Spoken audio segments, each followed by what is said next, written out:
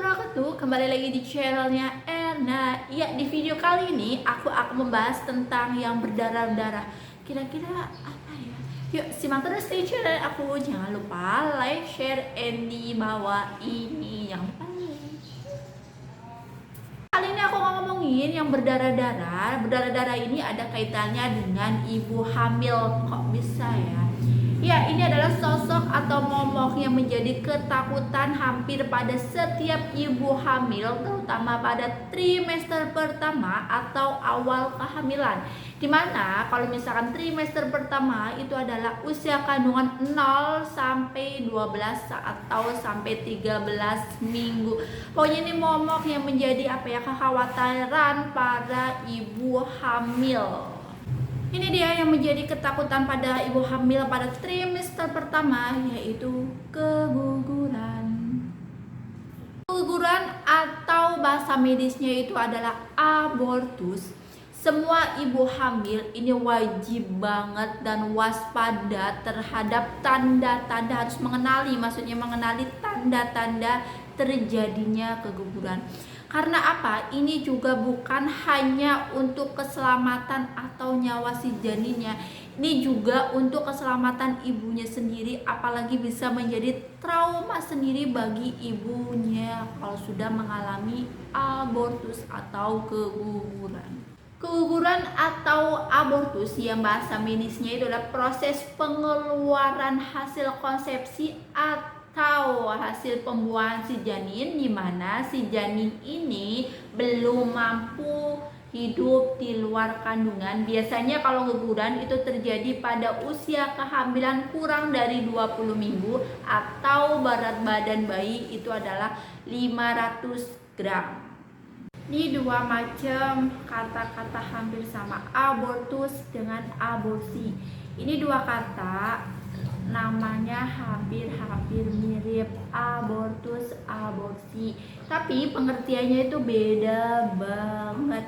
Kalau misalkan aborsi adalah proses pengeluaran janin dengan kesengajaan, sedangkan kalau abortus sendiri adalah proses pengeluaran bayi dengan ketidaksengajaan atau secara alami. Ini banyak banget faktor yang mempengaruhi terjadinya abortus. Kenapa sih bisa terjadi yaitu abortus atau keguguran pada ibu hamil? Ini banyak banget faktor penyebabnya. Salah satunya yang pertama adalah adanya infeksi di dalam kehamilannya. Infeksi dalam kehamilannya biasanya adanya virus Toxoplasma. Makanya kita tuh dianjurkan banget pada misalkan sebelum menikah kita dianjurkan tes yang namanya tes torch. Kedua itu adalah adanya kontraksi. Adanya penyebab dari kontraksi ini banyak banget. Salah satunya misalkan trauma, kemudian stres. Kalau misalkan stres itu bisa menyebabkan kontraksi karena kita terlalu mikir. Terus stres bisa itu ya berpengaruh juga pada si janinnya. Kemudian kalau bisa jadi pada saat ibu misalkan olahraganya terlalu ekstrim dengan posisi tertentu yang bisa menyebabkan si kontraksi. Kemudian koitus di awal kehamilan, kalau misalkan air spermanya masuk ke dalam rahim itu bisa menyebabkan kontraksi juga. Jadi ini kontraksi adalah ini yang berbahaya banget karena apa? Bisa mengeluarkan hasil konsepsi atau ekspulsi. Jadi si bayinya itu keluar dan terjadinya keguguran. Kondisi pada si ibunya, maksudnya kondisi pada ibunya adalah penyakit yang ada pada ibunya, misalkan kayak gula darah tinggi, adanya tiroid, dan penyakit yang lainnya atau penyakit yang bawaan dari ibunya sendiri ya, ibu hamil maksudnya ya. Selain dari adanya abortus sendiri itu adalah ada kelainan dari si rahimnya ya, kelainan dari rahimnya atau si serviknya.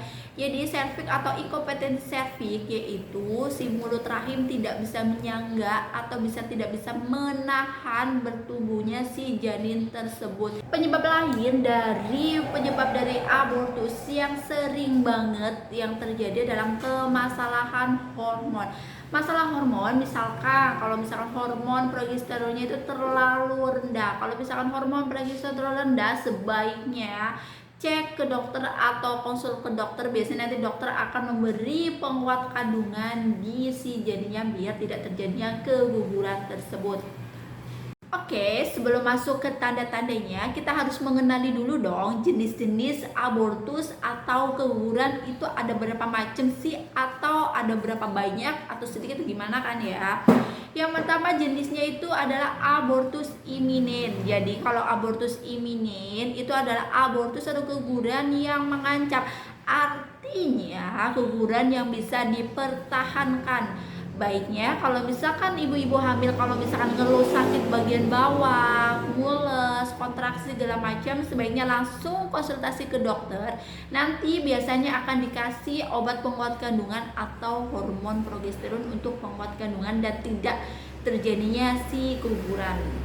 Yang kedua itu adalah abortus insipient, artinya keguguran yang sedang berlangsung. Kalau misalnya keguguran sedang berlangsung, si janin harus dikeluarkan. Kalau misalkan nggak dikeluarkan itu gimana ya? Kalau misalkan nggak dikeluarkan itu bisa menyebabkan infeksi karena mulut rahim kebuka, kemudian darah mengalir terus. Kalau misalkan diam di rumah malah ini menyebabkan infeksi, malah kembali lagi infeksi ke rahim. Kan kasihan juga ke ibunya ya. Pokoknya kalau sudah terjadinya tanda yang abortus sedang berlangsung, pokoknya segera ke tenaga kesehatan dan langsung ke dokter. Oke, Mam. Yang ketiga itu adalah abortus incomplete. Abortus incomplete artinya keguguran sudah terjadi tetapi masih ada yang tertinggal di dalamnya. Prinsipnya sama, harus dikeluarkan juga. Yang ketiga itu adalah abortus incomplete. Abortus incomplete artinya keguguran sudah terjadi tetapi masih ada yang tertinggal di dalamnya. Prinsipnya sama, harus dikeluarkan juga. Kemudian abortus komplit. Kalau misalkan abortus komplit artinya keguguran sudah terjadi dan di dalam rahim sudah tidak ada janinnya dan tidak ada sisa lagi. Kemudian si mulut rahim juga sudah menutup ya. Selanjutnya yaitu misabortion atau misaborsi sendiri adalah janin sudah meninggal di dalam rahim tetapi tidak ada tanda-tanda mules, kontraksi segala macam, tapi bayi sudah meninggal di dalam, dan artinya sama, harus diekspulsi atau harus dikeluarkan baik melalui induksi atau melalui kuret. Nanti dilihat dari hasil pemeriksaan oleh dokter ya. Kita langsung ke intinya, yaitu tanda-tanda keguguran yang perlu kalian atau ibu-ibu yang perlu wajib banget waspadai. Itu ada dua macam tanda. Yang pertama keluar darah flek, baik itu flek coklat maupun berwarna merah segar. Kemudian yang kedua itu adalah disertai nyeri perut bagian bawah, nyeri perut bagian bawah akibat yang bisa menyebabkan terjadinya kontraksi. Begitu ada dua macam tanda yang aku sebutin tadi, yaitu keluar flek berwarna coklat atau merah kemudian disertai nyeri, sebaiknya ibu langsung konsultasi ke dokter ya. Jadi biar dicek, kita itu tahu penyebab aslinya atau penyebab keluar flek atau darah segar itu dari apa. Apakah memang karena ada tanda-tanda keguguran, atau bisa jadi karena habis koitus atau berhubungan suami istri, bisa jadi keluar darah karena mungkin terjadinya lecet di bagian kemaluan, itu bisa keluar si darah tersebut. Makanya nanti kalau misalnya sudah konsultasi sama dokter dan akan diperiksa periksa di dalamnya itu mana gitu kan, apa mulut rahimnya kebuka atau emang si vaginanya itu yang lecet. Jadi kita nggak penasaran gitu loh. Apa penyebabnya kalau misalkan terjadinya keguguran tapi hanya didiamkan saja, hanya di rumah saja, atau toh nanti juga sembuh, toh misalkan darahnya juga akan berhenti sendiri.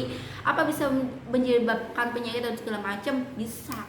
Yang pertama bisa menyebabkan terjadinya infeksi di dalam rahim ya. Bisa misalkan terjadinya infeksi PED atau penyakit peradangan dalam panggul, kemudian bisa menjadi perlengketan dan tidak akan bertemu dan gimana. Yang kedua itu adalah sepsis ya. Sepsis ini adalah terjadinya peradangan ke seluruh tubuh yang tadinya hanya penyakitnya maksudnya hanya di bawah, tetapi karena udah menjadi sepsis jadi seluruh tubuh bisa terkena. Nggak mau kan bunda atau mam di sini terjadi kenapa-napa. Makanya kalau udah ada dua tanda keguguran itu, mam atau bunda-bunda sebaiknya langsung langsung ke dokter kandungan. Yang ketiga itu adalah abortus habitualis. Jadi abortus habitualis itu adalah abortus atau keguguran berulang sampai 3 kali. Kalau semuanya sudah 3 kali, makanya bunda-bunda atau jangan sampai 3 kali itu kita harus cari tahu penyebabnya apa karena kelainan dari anatomi rahimnya atau dari hormon atau segala macam. Makanya harus konsultasi ke dokter biar ditahu atau dicari solusinya baiknya gimana. Oke bunda, ya itu tadi informasi atau yang tadi aku obrolin tentang tanda-tanda keguguran. Pokoknya untuk para moms atau para ibu-ibu atau pasutri pasangan yang sedang program hamil, pokoknya selalu sehat selalu dan harus kenali tanda-tanda bahaya ini. Dan pokoknya untuk kalian tuh harus safety banget untuk jaga kesehatan kalian. Kalau misalkan ada apa-apa langsung konsultasi ke dokter. Oke, sekian videoku. Wassalamualaikum warahmatullahi wabarakatuh.